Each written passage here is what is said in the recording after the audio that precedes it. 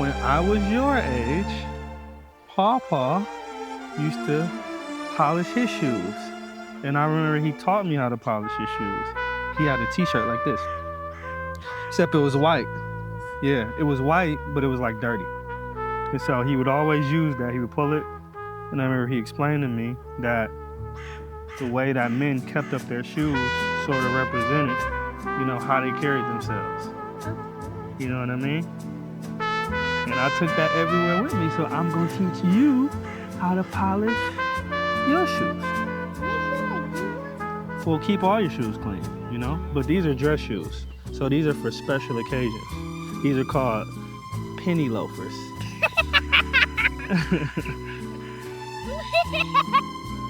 Exactly. That's funny, huh?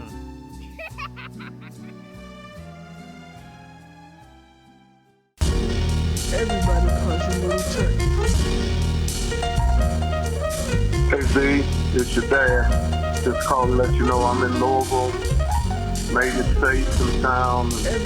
Getting ready to crash here at the hotel, staying at the Springfield Suites out here on Hirschborn Lane in Louisville. So I'll call you tomorrow. You take care, man. Love you. Bye-bye. Everybody calls you Little Turkey.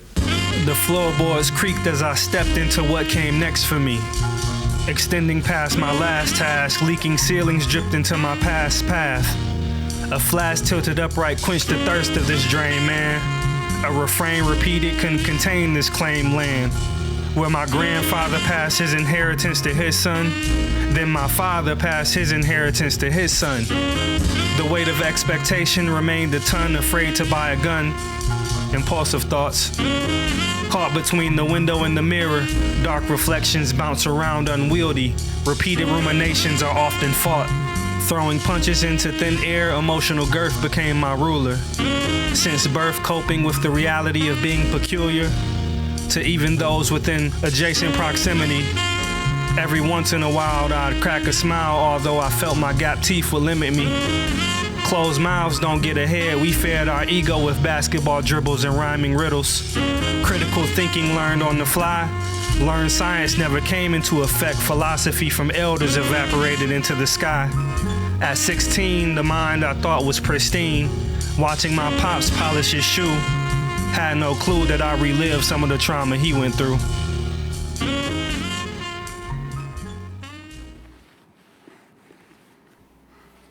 You get every spot. The first thing you always looked at a man. He always, back in the day, men always wore hats, and you looked at their shoes.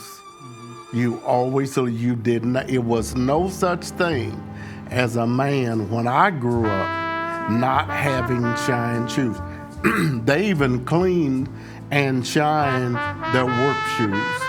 It's a part of the tradition of black male grooming. You always had to have, and it was spit shine. It was the old-fashioned way.